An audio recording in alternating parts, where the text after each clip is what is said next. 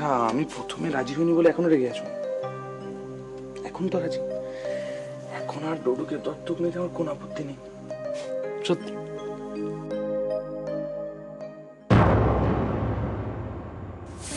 কি হয়েছে? তুমি খুশি নও? এটা সম্ভব নয় মানব, এটা কোনোভাবেই সম্ভব নয়। কেন সম্ভব নয়?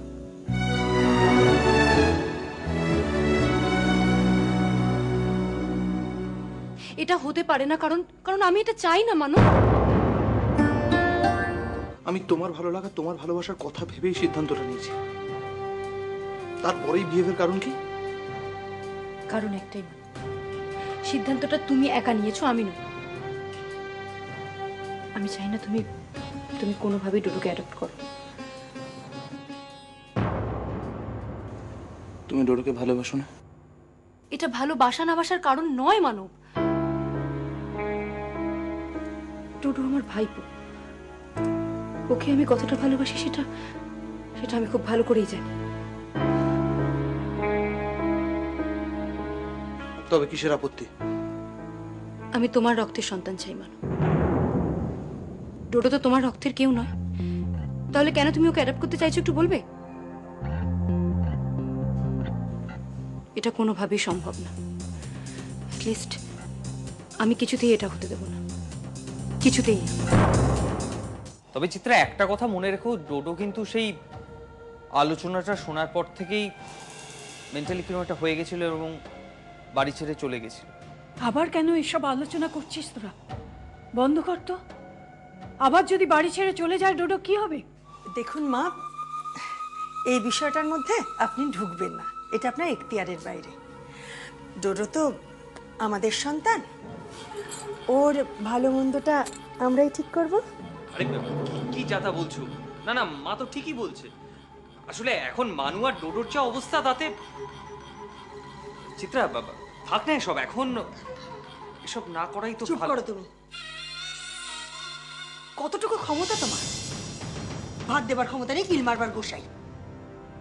কতটুকু মুরত তোমার? ডোডোকে তুমি কি দিতে পারো? মানবান মানুষের অনেক আছে, অনেক। ওদের সঙ্গে থাকলে আমাদের ডোডোর ভাগ্য ফিরে যাবে, বুঝলে মিস্টার অপদার্থ?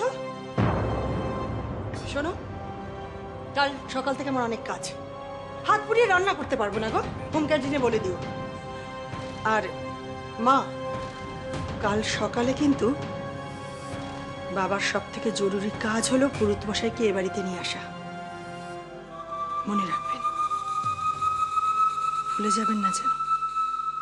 আমি কিছু বুঝতে পারছি না মানুষ।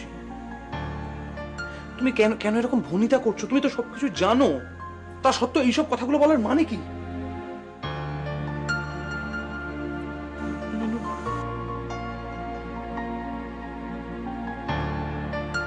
মানব,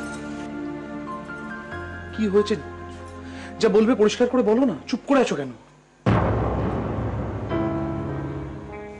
তুমি একটা বিয়ে করো। বিয়ে করলেই দেখবে সব প্রবলেম সলভ হয়ে যাবে। কি যাতা বলছো তুমি? তুমি পাগল হয়ে গেছো।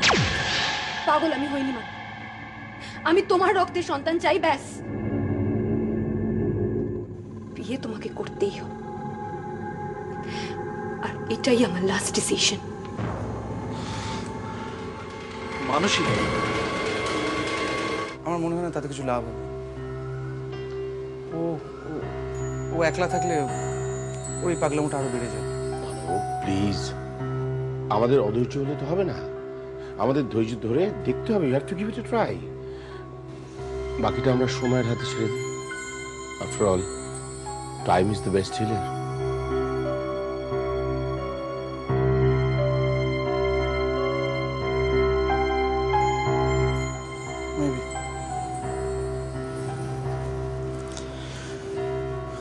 Maybe.